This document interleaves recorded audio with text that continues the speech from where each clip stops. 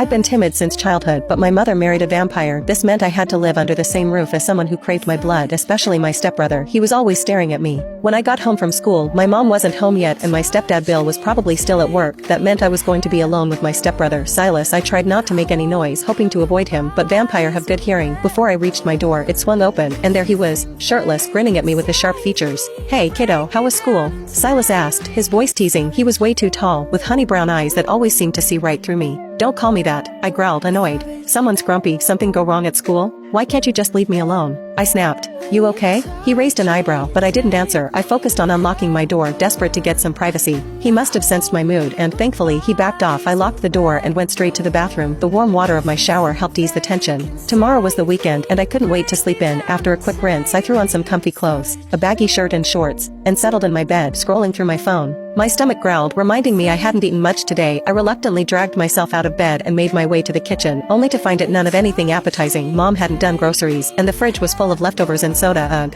Just as I was about to give up, I heard Silas behind me. "Are you hungry?" he asked. I nodded. "I'll take you out to eat," he offered. Without waiting for my answer, he grabbed his keys and headed for the door. I followed, but as we stepped outside, Silas froze. "You can't go out like that," he said, glancing at my outfit. "What's wrong with it?" "It's just a t-shirt. It's too short, go change," I said. "If I go back upstairs, I won't come down. If I die of starvation, it's on you." He rolled his eyes but didn't argue further. We drove to a local restaurant where Bill usually took us. It was quiet, just a few couples on dates, one of which looked like a human and a vampire together. It seemed odd. "Do you think they're cute?" Silas asked, noticing me staring. "They won't last," I muttered. "Huh." He glanced at me, his expression unreadable. "You say that like it's wrong to love someone different." I raised an eyebrow. "Are you saying you like someone who's not a vampire?" Silas hesitated, then said, "You could say that." I leaned forward, intrigued. "Is she from your college?" "No." "Then who?" I pressed, but he shut down the conversation quickly. It wasn't like I really expected an answer. After the meal, we returned home. I helped Mom with dinner. Despite my dislike for cooking, Bill and Silas were already at the table, and as soon as I sat down to eat, Silas threw a teasing comment my way about our earlier trip. "Seriously, can't you guys just let me eat in peace?"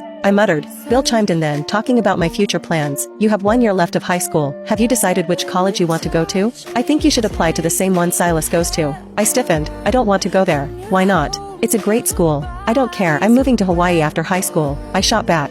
"Hawaii?" Mom's voice rose in disbelief. "Why would you want to go there?" I felt my frustration building. "It's beautiful, no vampire. I'm old enough to make my own decisions, Mom." "But Bill wants you to stay close," she insisted. "Think about your future." "I don't want to owe Bill any more than I already do," I snapped. "I'm not comfortable living here. This isn't the life I wanted." "Carrie, you don't owe me anything," Bill started. I stood up suddenly, the anger rushing to my head. "I appreciate everything, but I'm terrified of you. I'm not comfortable here. How could you marry someone like him, Mom?" I bolted from the table and locked myself in my room, the weight of my words sinking in. Sobbing into my pillow, I felt a deep, hollow exhaustion. What had I done? Why couldn't I be like my mom? Why couldn't I accept this life? I don't know how long I stayed like that. Eventually, I drifted off to sleep, unaware of the shadow that slipped into my room.